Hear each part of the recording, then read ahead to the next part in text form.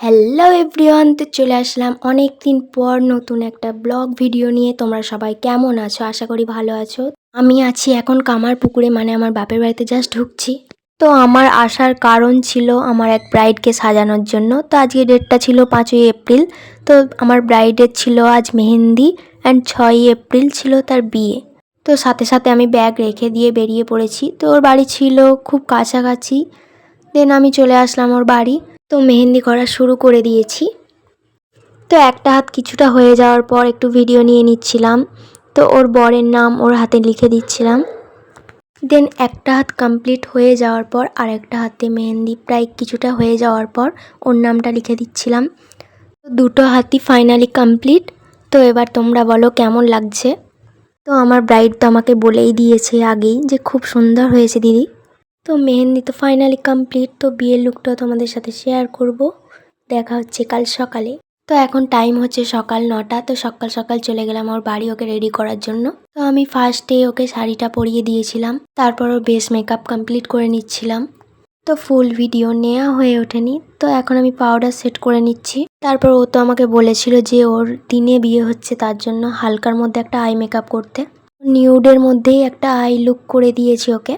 দেন ওর হেয়ারটা আমি ক্রিম্পিং করে নিচ্ছিলাম। ক্রিম্পিং হয়ে যাওয়ার পর একটা হেয়ার স্টাইল করে নিয়েছিলাম। হেয়ার স্টাইল হয়ে যাওয়ার পর ওর কপালে একটা ছোট্ট করে কলকা করে দিচ্ছিলাম। তো কলকার ডান। তারপর লাইনার করে নিয়ে ওর আই মেকআপটা পুরো কমপ্লিট করলাম। তারপর ওকে আস্তে আস্তে সব জুয়েলারিগুলো পরিয়ে দিচ্ছিলাম। তারপর দেখো ওর কাণ্ডটা জাস্ট, সবাই নাকি বলছে ওর বর চলে এসেছে, তার জন্য ওর নিজে থেকেই সব জুয়েলারি পরা শুরু করে দিয়েছে। তখন ও আমাকে বারবার বলছে দিদি তাড়াতাড়ি করো, আমার বর চলে এসেছে। তো ফাইনালি ও ফুল রেডি। তো ওর মুখ থেকেই শুনে নেব আমার কাছে সেজে ওর কেমন লাগলো। হাই বৃষ্টি। তো বৃষ্টি আমাকে বুকিং করেছিল 5ই এপ্রিল, ওর মেহেন্দি ছিল, আর আজ ছিল ওর বিয়ে 6ই এপ্রিল।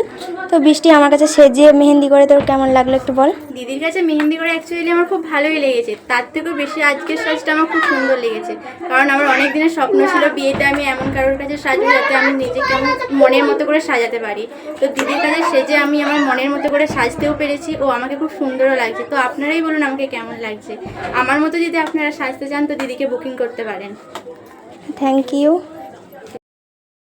ওর মুখ থেকে তো তোমরা শুনে নিলে যে ওর কেমন লেগেছে।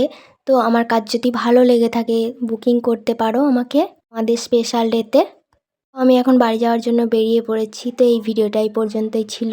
Tata bye.